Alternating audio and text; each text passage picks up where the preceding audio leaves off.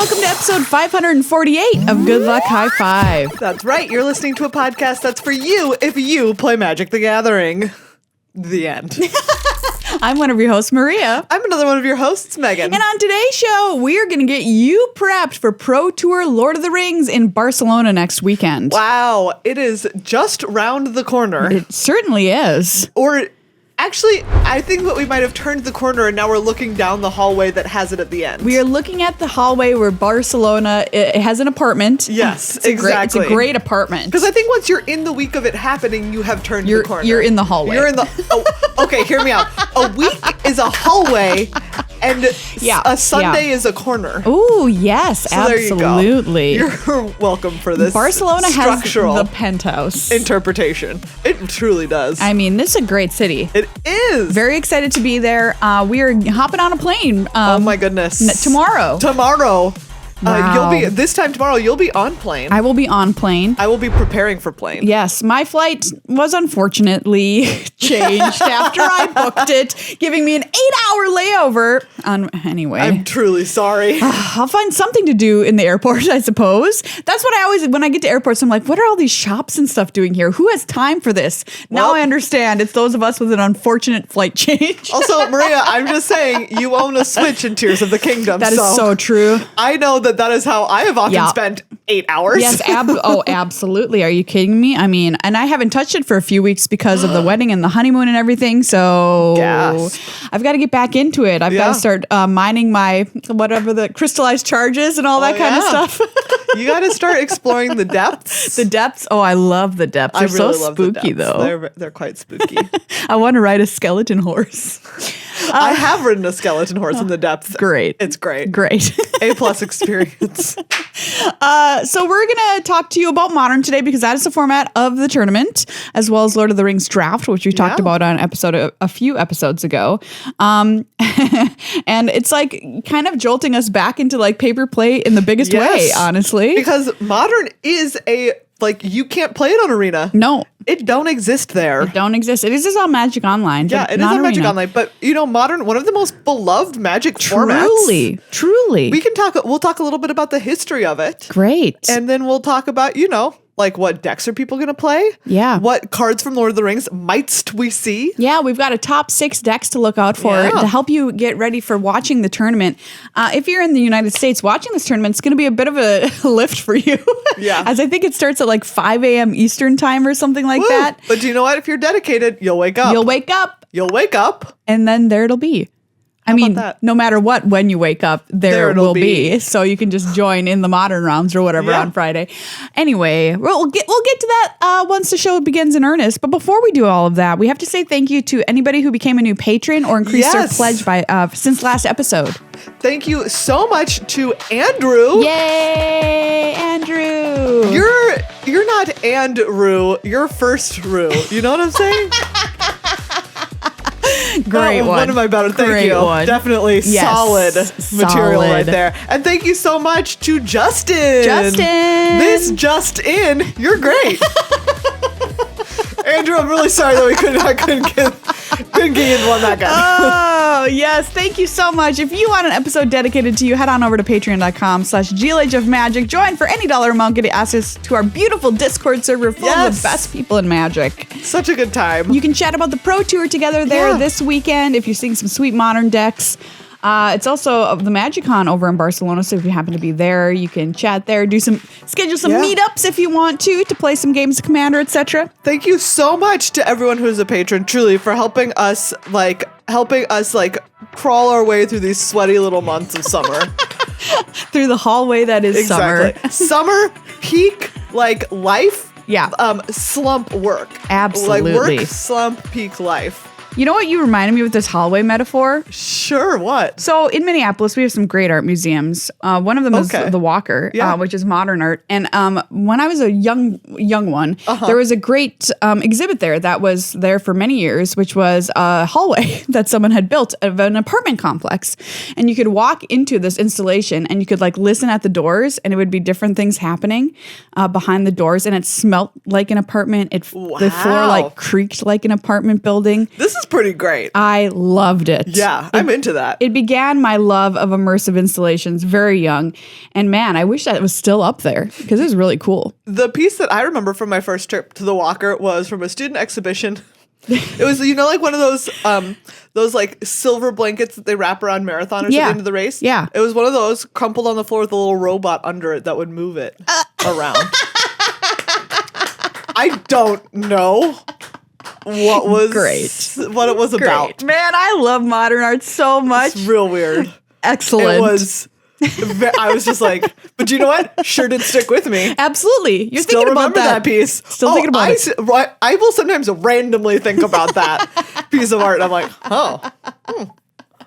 Anyways. What's your favorite piece of modern art you've seen? Let us know. Let us know with the hashtag Rocco's Modern Life. We're going to go and see one of my favorite pieces of art, which is the Sagrada Familia. Sagrada Familia. A plus. The top piece of art in the world, in my opinion. It's incredible. And that is very true. Like, truly, I think that it is the most incredible human creation. If you're going to Barcelona, you got to go to the Sagrada. Woof. That's just not. It's really it's not an option for you to not to go. You have to go. You need to go. But we're so excited to be there, everybody. Yeah. If you see us, say hi. We'd love to say hi to you. We're working the Pro Tour, but we'd love to say hi. Yeah. I'm going to pack some stickers, so hopefully remember to have some on hand to hand out.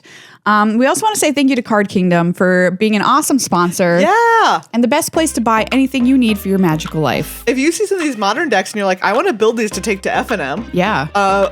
Do you know what? Card Kingdom. Order those cards on there, man. Absolutely. Fastest shipping. You'll have them in your little thingies so fast. You can also trade in some cards you don't want anymore and get a trade-in bonus if you want to save some money on building one of these modern decks over at cardkingdom.com/GLHF. You can pre-order the new Commander Masters decks that come out on August 4th. Ooh. If you want some of that, or if you just want to buy a box and draft with your friends, you can certainly do that as well. The set looks really sweet. Yeah.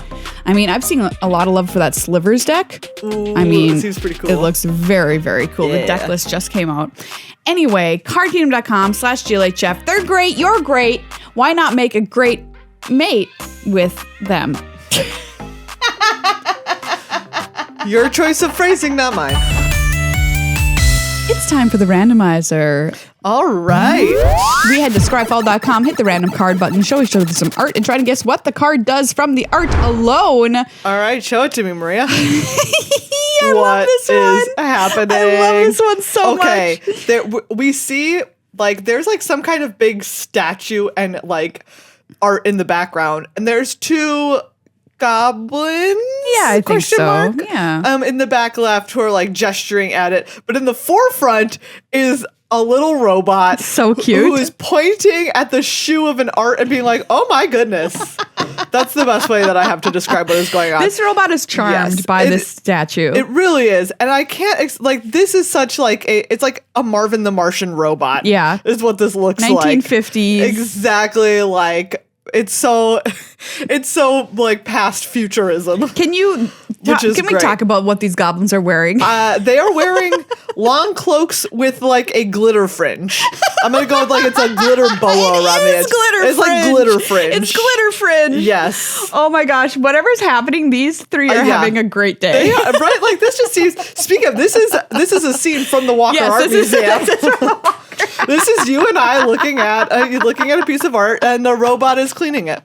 Okay, what is this card called? What does it do? Wow. I'm going to call this art. This is going to be Unique Automaton. Oh, that's cute. Unique Automaton is the name of it. So this is an artifact, I assume? Yeah, it's an artifact. It's going to just be 2 mana. It's a 2 mana 0/1. Ooh, okay. Disrespectful. And you can tap it to untap another artifact. Very cute. Because it's tapping its toe on the statue. Okay.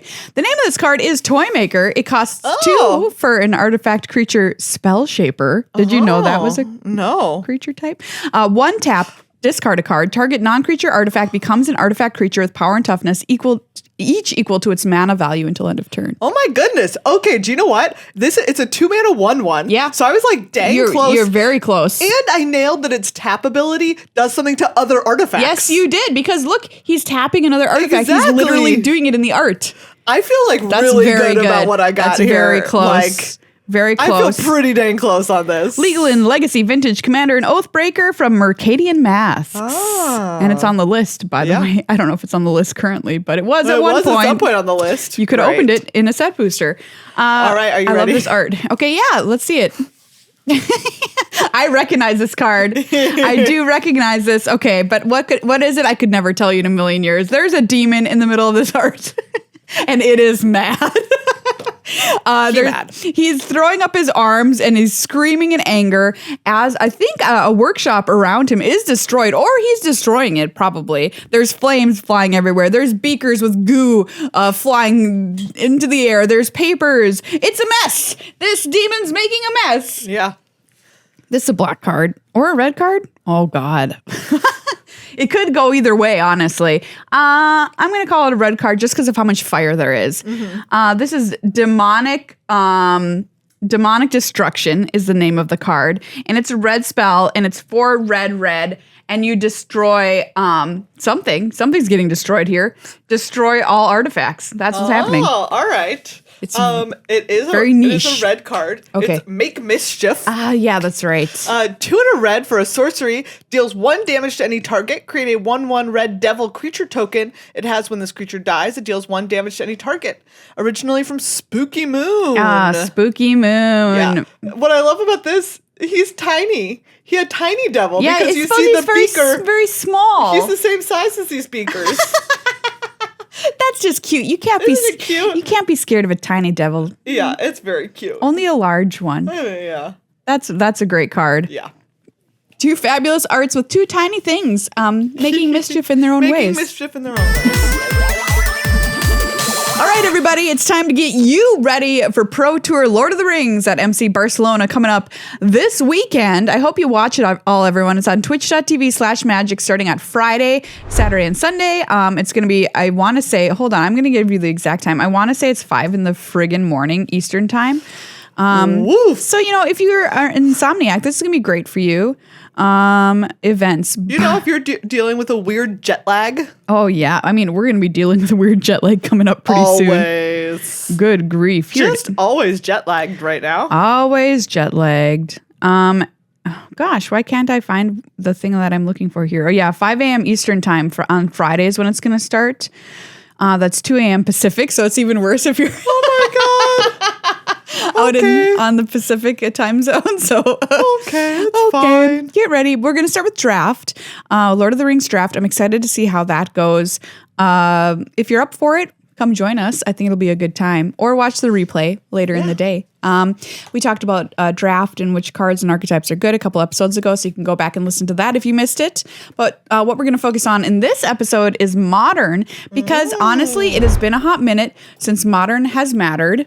It has been 4 years since the last Modern Pro Tour. Oh my gosh. At the time it was the Mythic Championship, but you get the idea. Yeah. Wow, that's incredible. I mean, Modern was the format of Magic that everybody loved. It was universally beloved. Even if we had a Pro Tour like Eldrazi Winter or something where something just like took over, it still didn't diminish the love of Modern for people. People love Modern. Why do you think people love Modern? I think because it's non-rotating. Yeah. Is a big part of it. Like, it's just so fun. You get to play with your beloved cards for forever. Yes. And also, it has always been a format where, and I feel like this is actually kind of true of Pioneer right now, is that like you can just become really good at your favorite deck and have a chance. Yes. Depending on like what the rest of the metagame is around you and what you play against. Modern has always been this place where it's like, hey, do you know what? If you really love elves is going to top 8 sometime. Yeah. As if you know the deck really well and you get the right matchups. Absolutely. Becoming a master of your deck really matters in Modern. And like there's a chance at any given time that your deck could be at the top of the pile. Exactly. I've got Boggles built in Modern, and I just keep it around because the tides come in and out for Boggles. Exactly. And sometimes it's great. And sometimes it has its moment. You just make little tiny tweaks to the deck to fit the metagame, and then you're good to go. And you've already got it in your collection. Yeah. So I'm so excited to see what people bring to this tournament, because you can truly play almost anything in Modern. Every archetype exists. Speaking of, so do you want to do a little history of the Modern Pro Tour? Yes, let's do it. And we can talk about some of the like bangers of the format that have existed and still, some cases still exist. Bangers of the format. Okay, let's go. So fall of 2011 was the first ever Modern Pro Tour. Gosh, that's so recent. I know, right? And so it was like a format that people have been playing on Magic Online as a non-rotating format, kind of like a pet format. And at the time, the other like format besides Standard was Extended, which was also rotating, but just had like a bigger block of cards. Okay, sure. So this was the time they were like, do you know what? We're going to sanction Modern, and we're going to play it at the Pro Tour. It's the Pro Tour's like first non-rotating format. And the very first like deck that ever won was Splinter Twin. Oh, wow. Which is like a staple of the Modern format until eventually that card was banned. Splinter Twin was banned. I mean, Splinter Twin was the deck of Modern. Exactly. And this shows like from the beginning, right? Yeah. There were also like Wild Nacatl decks. There were some Storm, like Pyromancer's Ascension Storm decks in this top 8. Pretty dang cool. That's awesome. I didn't know won the first Pro Tour that was Modern. Neat. Yeah. And so then like the next year in October of 2012, its Pro Tour returned to Ravnica. And they went to Modern again already the next year. Yes, people loved it. People loved it. None other than Stan Sifka, who we still see around sometimes, won with a combo deck called Eggs. Oh, Which is one of them, again, infamous. Iconic. Like, exactly, right? People still talk about Eggs because it was like, it's a combo deck that is like incomprehensible. Yeah, it's one of those where you have a million tiny little thing. They call it eggs because you crack like an artifact or whatever. You crack so many little artifacts that have, small value that accumulates. And it's just, it takes, right, like your turns can take forever. When you win the game, the turn that you take lasts forever. Yeah, one of those. Yes. He started out 13-0. What? And went 15-1 in the Swiss. Gross. And then won the tournament. Yeah, right? This was also the first... You can't do that anymore because you just stopped playing at some point. But back then, you had to keep playing. You had to keep playing. Li Shiqian, who has 3 Modern Pro Tour top 8s, got his first one with Scapeshift. Ooh, Scapeshift. Another staple of the format. You've been a Scapeshift player. Yeah, I love it. And then 2012 is the first time that we see Jund really being like, Jund is like, was for a long time the mid-range deck of Modern. Jund was born. Exactly, right? You just have like all of your like little dumb value cards. You have your little dumb Reed Duke cards. Just doing your good cards.deck. Yeah. Next up is like a year and a half later. It's spring of 2014, and it's Pro Tour Born of the Gods in Valencia. So recently, like just before this, they had banned Deathrite Shaman, which was a staple of that Jund deck. Yeah, absolutely. And then this is when they had also unbanned Wild Nacatl. Okay. So Zoo was the most played deck at this tournament. Zoo is like a little like aggro deck. Right, exactly. Right, it's kind of like Burn, but with more creatures. Yes, big fan. Splinter Twin, though, takes the thing down. Like, there's 3 copies of it in the top 8, right? So this is like during the peak of Splinter Twin, I would say. Li Shiqian was in the top 8 again. The summer of Splinter Twin. Exactly. I'm saying summer like over many years. It was in its summer years. But Jeskai Control one, a guy named Sean McLaren from Canada. Sean McLaren from Canada. Yeah. Yes, absolutely. One with Control. Okay, great. So a year later is when they banned Birthing Pod. Now, this is when my memories start to kick in. Yes, exactly. So Birthing Pod, I remember distinctly from the first Modern GP that I ever went to. I was Someone there too. like did their thing and they were like, oh, you know what happens now? Like they had the Flicker Angel and like Kiki Jiki and they were like, oh, so you know what happens? And I was like no. Buddy, this is the first time I'm new here. Can you believe the first GP we ever played in was Modern? No. Like right into the deep end of the pool. No. It was just like, I was like, nope, I don't. And so he's like, okay, I make 1 million of like Restoration Angels and I kill you. And I was you're like, dead. Oh, okay. Because they had gotten these combo pieces with Birthing Pod. And so like, it's kind of weird to me that, right, Birthing Pod wasn't a big player in like the top 8s of all of those Modern PTs, but it was like a staple of Modern GPs, right? To the point where it's just so much of the metagame, they cut it. Yeah. But this one, once again, like Splinter Twin is here. It wins. It wins again? Exactly. Holy cow. 3 Pro Tour wins for Splinter Twin? I know. Abzan replaces Jund as like the mid-range deck for this kind of like period of time. Siege Rhino in it? I just want to ask this question. I don't think we need to talk about it. Like, we don't need to look into that.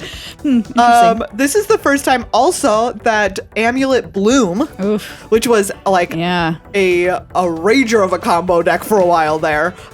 Justin Cohen puts like Amulet Bloom on the map by coming in second with it. Yeah. Wow, Amulet Bloom, a deck that you could know somebody was playing if they were sitting at their table doing nothing for approximately 8 minutes. Exactly. Because they're thinking about their turn. Yes. Then next up is February 2016. This is when they've banned Summer Bloom and Splinter Twin. Okay. So both of those are like, it's finally the end of Splinter Twin's reign. Both combo decks. Yeah. Pro Tour Oath of the Gatewatch, which is, of course, the beginning of Eldrazi Winter. So this is a time, right? You had like all of these new little Eldrazi's from the Battle for Zendikar block. Love the little Eldrazi's. Exactly. But there's like some cards like Eye of Ugin, and Eldrazi Temple that mean that those decks are literally just absolutely, completely, and totally busted. Do you remember Eye of Ugin or Eldrazi Temple, everybody? There was Eldrazi Temple, I'm going to read it for you in case you don't know. You can tap to add 1, or you can tap to add 2 to cast an Eldrazi spell. Like, it's just so stupid. Why do you... And Eye of Ugin is a legendary land that does not tap for any mana, but it says colorless Eldrazi spells you cast cost 2 less to cast. Gross. And there were some Eldrazi's in there. Like, there were Eldrazi's that just cost 2 colorless. So you like put free. This land down and you just started like, put Eldrazi. Here's all these dum-dums. Who thought these lands would be okay? Absolutely. So anyway. like legitimately you can cast 8 mana worth of spells on turn 2 if you have enough like 0. Okay, right? Just absolutely nuts. Should have seen it coming. So there's 6 Eldrazi decks in the top 8 of this. Wow. It's like there's blue-red. Later on, blue-white with Eldrazi Displacer was kind of like the deck of choice. Yeah. But here it was mostly blue-red and colorless. And so eventually, obviously, they like literally 2 months after this PT, they ban Eye of Ugin. Bye-bye. And those Eldrazi decks mostly disappear after that because that was like a big part of it. They needed it. Yeah. 2 years later, it's PT Rivals of Ixalan. That's in Bilbao. This is the one where like in the kind of time between, there were all those Death Shadows decks. Yes, Death Shadow was this is the one where you would like, basically you would just like play a fetch land and then like also get a shock land and shock yourself and then like Gitaxian Probe and like deal damage to yourself so that you could play all these Death Shadows and they would be enormous and they only cost 1. Yeah, I feel like that was like the stop hitting yourself deck. Like you got your life total low, and then your Death Shadow was enormous. An enormous creature. Yeah. But before this PT, they had banned Gitaxian Probe, which really hit like Infect decks also, and then those Death Shadows decks to some extent. This is also, Ixalan was where we got Kitesail Freebooter, which is a human, notably, and Unclaimed Territory, which like really helps the mana of humans' decks. So this was kind of like the tournament where humans started to be a big thing in Modern. Sure. Which we think of humans these days as having kind of, it is one of the decks of Modern now. Yeah. In a lot of ways. It's like one of the things that you can choose to be your niche deck. But this was really when that actually became a thing. The freebooter kicked it in the boot. Yes, into the existence. freebooter booted it into existence. But like thanks to the play between like humans taking down like big mana decks like Tron, but then there's a bunch of control decks that take down the humans decks. So this is the tournament where Luis Salvato wins with Lantern Control. I'll never forget it. Oh, I mean, I don't know how you could. Lantern Control is like an artifact control deck that just never lets you have fun again. You look like your opponent and you both play with the top card of your library revealed thanks to Lantern of Insight. And like you have all these other cards that you can tap to make them mill. So you make sure that they never draw a fun card again. That's literally like all that happens with Lantern Control. Stupid. Is that like you have a couple of wraths and like removal spells and stuff, but really what you're looking for is to have enough ways to like mill them a couple cards at a time that you can make sure that they just never draw anything interesting or impactful ever again. I've got to say, Lantern is, I think, one of the most hateful decks that ever existed in the format of Modern. I really enjoyed playing it, but it was heinous. It was all hate all the time. I mean, like, there's other decks which, of course, Boggles could never win a game against, right? And I don't hate those decks as much as I hate Lantern Control. And also, the games go extremely long with Lantern Control. Generally, your opponent concedes due to the fact that they are just out of the will to live. Exactly. They're not feeling it. So before we talk about another PT, we have to talk about something that didn't ever happen at a Pro Tour because it happened right in the gap between two Modern Pro Tours, which is right after Pro Tour Rivals of Ixalan is when Matt Nass goes on his like absolute rampage tear of like Magic Modern Grand Prix. Yes. He like finishes third at GP Phoenix in March of 2018. Then he won back-to-back Modern GPs. It was unreal. Literally won back-to-back GPs. And then in January 2019, he made the top 8 of yet another one. So in less than a year's time, he wins 2 Modern GPs and top 8s 2 other ones with the Clark Clan Ironworks combo. I cast some of these GPs, and I know you were at some of them, and like seeing it happen was just unbelievable. His mastery of this deck, which is not easy to play, but is highly incomprehensible to a lot of people, was just truly a thing to witness. So like, it got banned. Matt Nass single-handedly responsible for the banning of a card. Yep. I mean, that's got to be a point of pride for you. If you are single-handedly responsible for the banning of a single card in Magic, you got to feel pretty proud. You know, I will say, I do think it's a bummer for him that it happened right between the two Modern Pro Tours. Yeah. Like, he should have lost at least one of those just like to try and keep it so he could play it in the PT. So in February, there's Mythic Championship 2 in London. This is when they have the new Mulligan rule, which was for a while, we just now know it as the Mulligan rule of Magic, but for a while we called it the London Mulligan. Yeah. Which is the one that we currently have. You take if you take a Mulligan, you still draw that many cards and then put cards on the bottom of your deck. Yeah. That was, brand new at the time. I remember when it happened, people were very worried that it would make Modern too powerful. For example, decks like Tron that are looking for specific pieces. People were like, I don't know, I think this gives Tron a huge edge. And a lot of people brought Tron to that tournament specifically to exploit the new London Mulligan. But turned out to be fine. It was good for Tron. Like, we see 2 copies of Tron in this top 8. But this is the one that Eli Loveman wins with 5 color humans. Yes. So this is like, again, we saw that little rise of humans. Yeah. And now here we are. Here we are.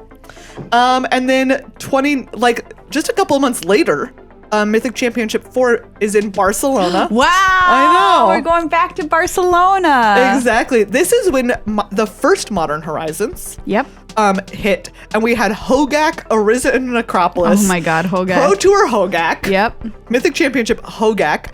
But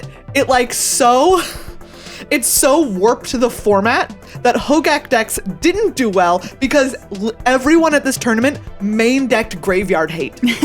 That's right. Like, Hogak would have been dominant because Hogak was literally the best deck, except that it underperformed because everyone put graveyard cards into their main deck. Beautiful. Like, it completely absolutely twisted Modern. This is the one that Tron finally won. This was the one that Torolf won. Oh, that's right. Torolf Severin. There's 3 copies of Tron in the top 8. This is also when we had Renin 6 from Modern Horizons, which kind of helped Jund get that leg up again on Abzan as kind of the mid-range deck. So that was the last one. That was the last one. So now we're going back to Barcelona for the first Modern PT since, what is this, 2019? Yeah. And we have, obviously, we're going to talk in a little bit about the Lord of the Rings cards. Yeah. But when I was talking to people, you can read a little bit more about all of those Pro Tours I just talked about in an article that I have over on magic.gg that's out already. And I talked to a couple of players also, and they were all universally like, the most impactful thing that has happened since then is Modern Horizons 2. Okay. Which came out since 2019, and we haven't had a Pro Tour. And they're like, it's just like Modern Horizons 2 did what they want Modern Horizons sets to do, which is like absolutely like make a lot of different modern decks viable. Sure. So that's going to be also like, we're going to see some stuff that we've never had a chance to see at the Pro Tour, which is just so cool. That's very exciting. Yeah. We haven't, like we said, it's been a long time. The pandemic shut down a lot of Modern because it's a paper only, for the most part, format. So I'm really happy that we're back playing in paper, playing this beloved format in Barcelona. And it's been since 2019. What are we going to see? Who knows? Well, we're going to make some predictions. Exactly. Who knows? Well, the answer is we don't know, but we're going to, we're going to try to know. We're going to take a chance. We're going to tell you. All right, so before we talk about these decks, let's talk about the 2 cards, really, I think, that have been called out from Lord of the Rings as being potentially impactful or very impactful in the modern metagame. Yeah, so one of those that is hot in the deck lists of many of the pros, very likely this coming weekend, is the One Ring. None other than the One Ring. 4 mana for a legendary artifact, Indestructible, which, you know, we can get on about that flavorfully another time. When the One Ring enters the battlefield, if you cast it, you gain protection from everything until your next turn. At the beginning of your upkeep, you lose 1 life for each bird encounter on the One Ring. Tap, put a bird encounter on it, then draw a card for each bird encounter on the One Ring. Yeah.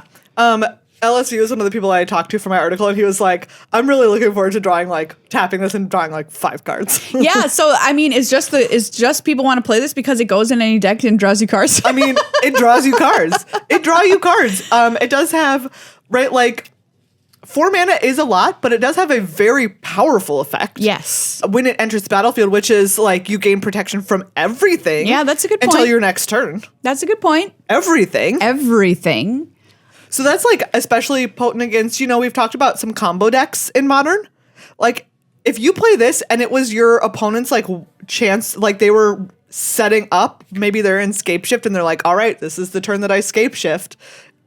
Not anymore. Not anymore, you don't. You sure can't. This would be the ultimate power move if somebody had the One of One Ring and they played it in their Modern deck. Somebody bought it for the Pro Tour this weekend. Oh, man. Huge flex. Okay, so the One Ring, we can expect to see a lot of the One Ring. And there's another very powerful card from Lord of the Rings that a lot of players are pretty excited about. What's that, Megan? Orcish Bowmasters. What? This is just some random common? No, this is a rare. Oh, okay. It's a rare. It's quite good. It's 1 and a black for a 1/1 flash. When it enters the battlefield and whenever an opponent draws a card except the first one they draw in each of their draw steps, Orcish Bowmasters deals 1 damage to any target, then amass Orcs 1. I love it. These cards are at opposing ends of the hallway staring at each other. Exactly. The One Ring is like draw cards and Orcish Bowmasters is like, I will punish you for it. Do you want to though? Yes. So do you think Orcish Bowmasters exists in the meta because of the One Ring? I think that, generally Modern is a format where you're drawing more cards. Yeah, that's very true. There's a lot of powerful and good ways to draw extra cards in Modern. And Orcish Bowmasters is just there to be like, you can do that powerful thing, and I am here to slap you on the wrist every time you do it. I think that's great. It's like, yeah.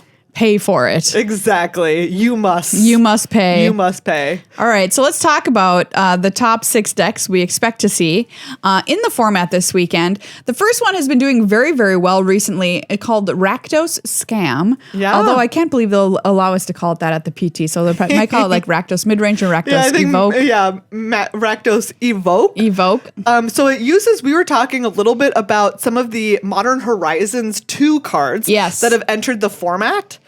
Since the last time that we saw this, and like these elementals in here, specifically Grief and Fury, are like the 2 big ones, right? And really all of them are quite good, but these 2 in this Rakdos deck. Yeah, so this deck plays a lot of good Rakdos cards that you would expect in a Modern deck. Stuff like Fatal Push, stuff like Thoughtseize, a card like Terminate, Blood Moon gets to be in this deck, Ragavan Nimble Pilferer is in this deck. These are just great Rakdos cards, but it also has the ability to do something very, very dumb, which it can On turn 1, you can play a Grief, which let me read you this card. It's 2 black menace, but it has an evoke cost, okay? So it's a 3/2. When it enters the battlefield, target opponent reveals their hand. You choose a non-land card from it. That player discards that card with the evoke cost, just allows you to exile a black card from your hand. Jeez. Okay, so you can already do that. All right, and then you are playing Undying Malice in this deck too, which... Little card flying under the radar here. Single black mana for an instant. Until end of turn, target creature gains. When this creature dies, return it to the battlefield tapped under its owner's control with a +1/+1 counter on it. So you grief them, you take their card, you play Undying Malice to make sure it doesn't die, and you have a 4/3 with Menace on turn 1 of the game. Wow. Does that sound good? And you've, And you've gotten to look at their hand twice? Yeah. 2 cards. Excuse me. So... Barf. Absolutely. You know what that reminds me of? Hollow One. Yeah. Which was a big deck in Modern for a while. That's right. It was. It was at the same time, it kind of got hit at the same time as Hogak did when everyone was hating on your graveyard. Graveyard hate.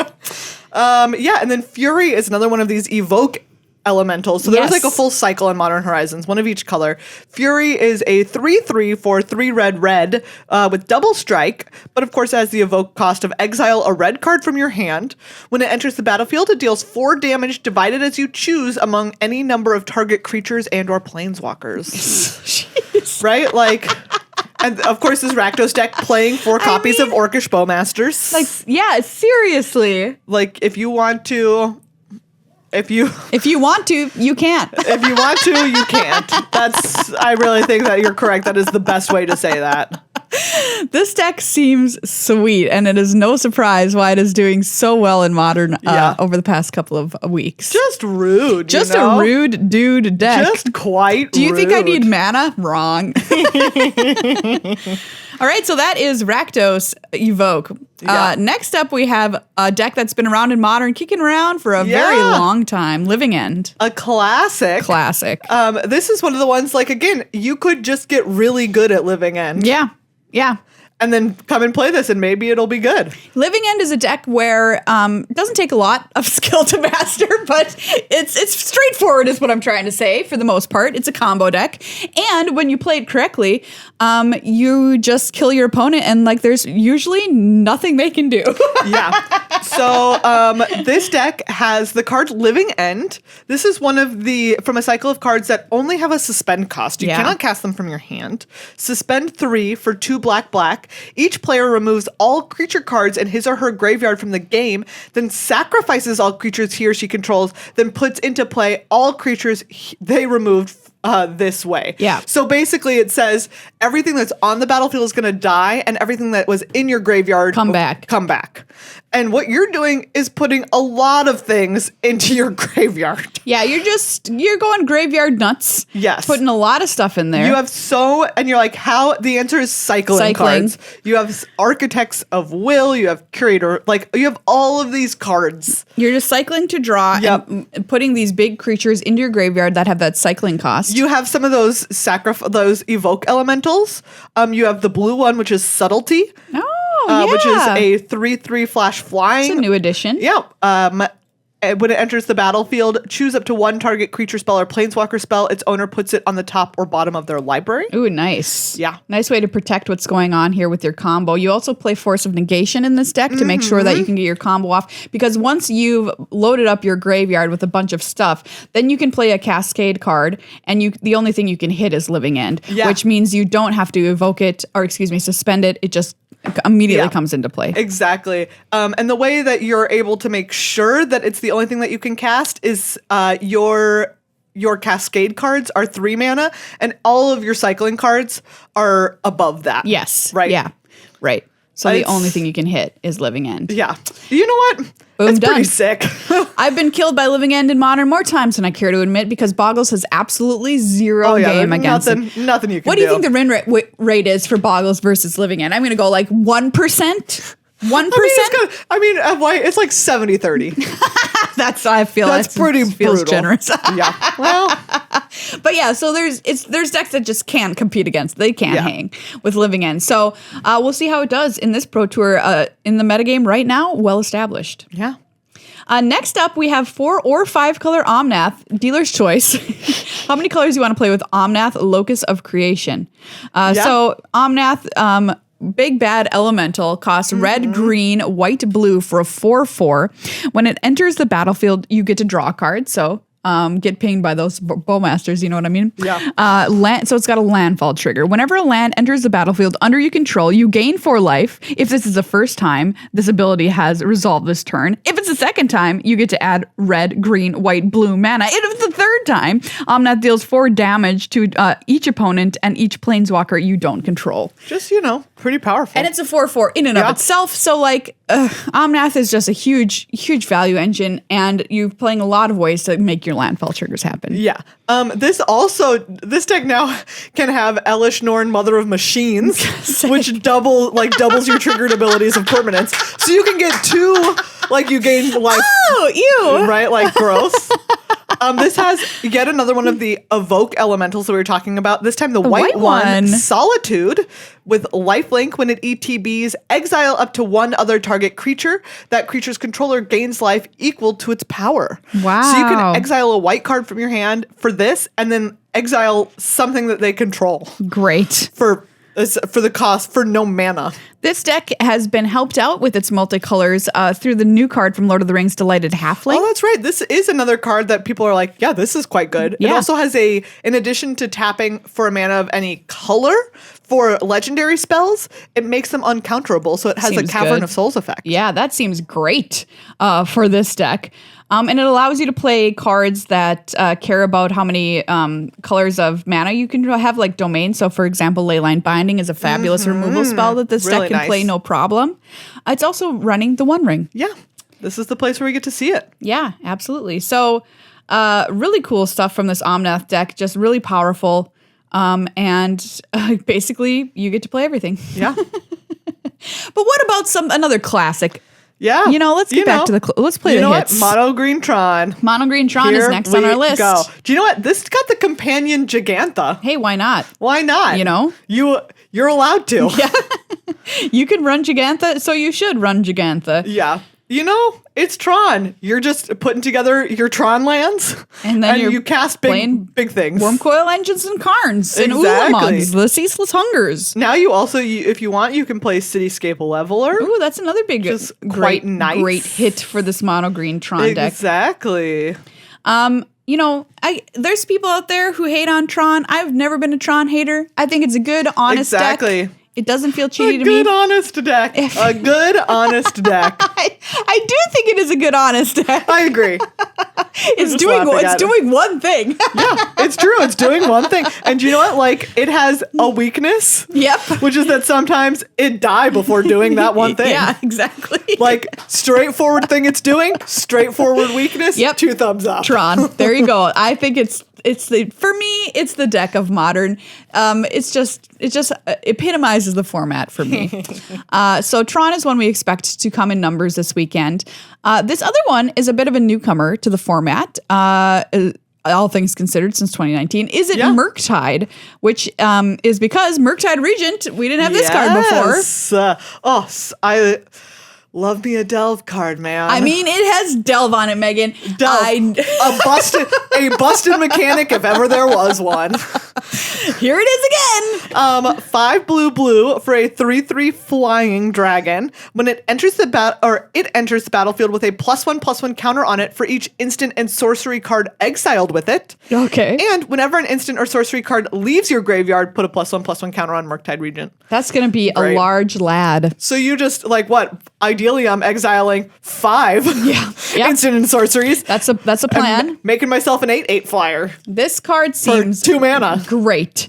And it's just inside a very nice controlling blue-red shell, playing a ton of really, really cheap instants and sorceries on Holy Heat, Spell Pierce, Lightning Bolt, Consider, etc. Expressive Iteration, of course. Gotta have that in there. Counterspell. Any place where I can play a good, honest counterspell is where I want to be. I just feel like this would be the deck you would play. Yeah. It seems very cool. It seems pretty sick. So we're expecting to see a lot of Murktide Regent.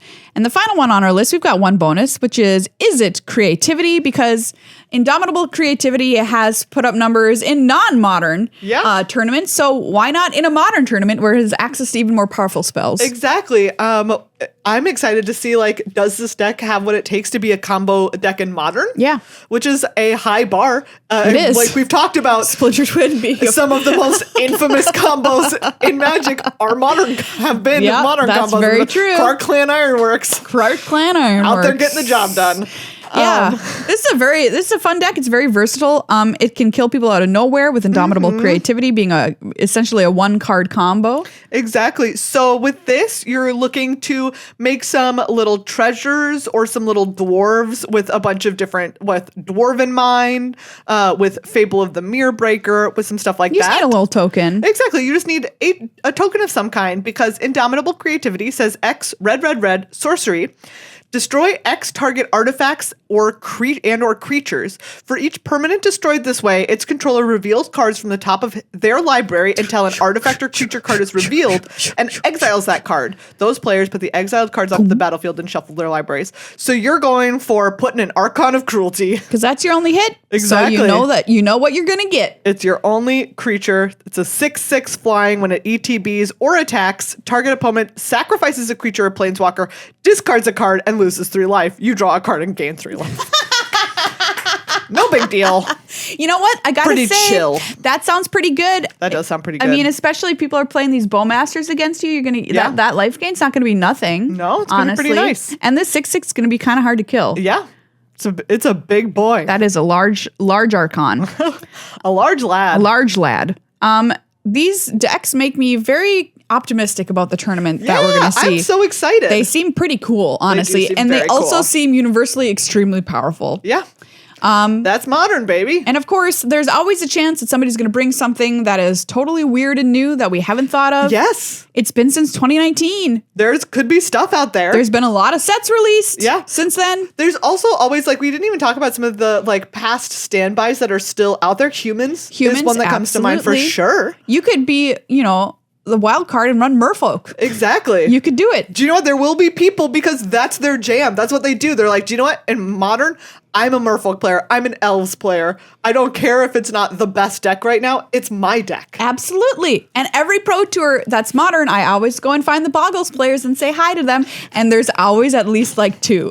And you know what? So you can find Maria. If you're playing Boggles at this Pro Tour, Maria will find you. I gotta say hi. A threat. I gotta say hi to my Boggles fam, It's somebody always brings it. So thank you for standing in solidarity with me, Boggles players.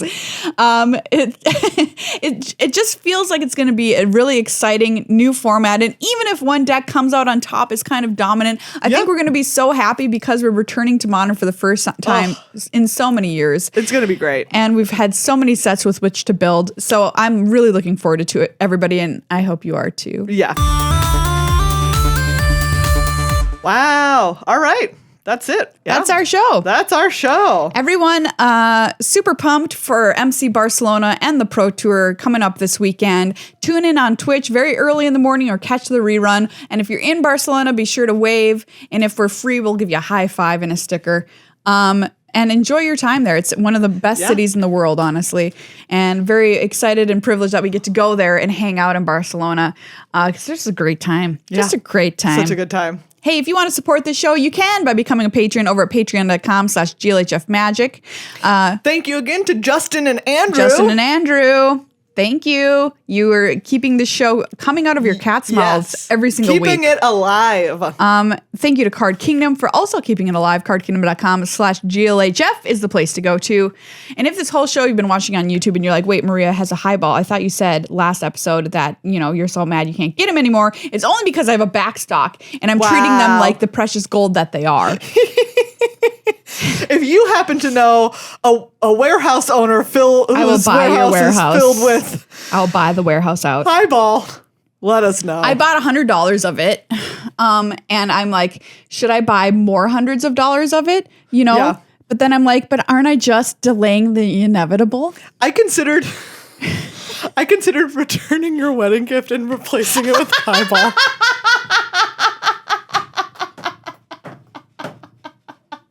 Well, now I need to know what the gift is. I'm not going to tell you until I decide which one I'm getting you. That's so good. I mean, it's a risk. I've legitimately been thinking about it. I'm like, should I just see how much highball I can purchase funny. for the same amount of money This will say to you, this will say, it is a little bit risky because you might order it and then they might be like, we don't have it anymore. Uh-oh. But I did get my last $100 worth of it, so I do have at least that. Well, if you're in the Discord and you know where to get it, drop a link. If you have like a wink wink nudge nudge supplier. This is like the Sponge episode of Seinfeld. Is this day highball worthy?